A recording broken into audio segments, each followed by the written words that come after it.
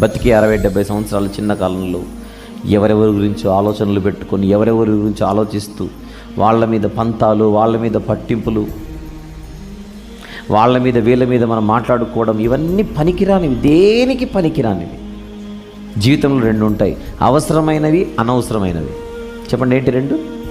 అవసరమైనవి, అనవసరమైనవి. బస్ స్టాండ్కి వెళ్తే 100 బస్సులు ఉంటాయి, మన బస్సే ఎక్కాలి. అన్ని బస్సులు ఎక్కి తిరగకూడదు, పనికిరానిది, వేస్ట్, టైం వేస్ట్. మన చుట్టూ 100 బస్సులు ఉండొచ్చు, ఎక్కాల్సింది ఏ బస్సు ఎక్కాలి?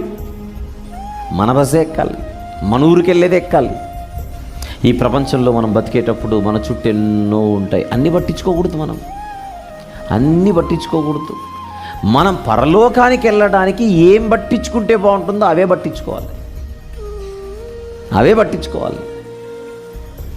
అప్పుడు ప్రశాంతంగా వెళ్ళిపోవచ్చు.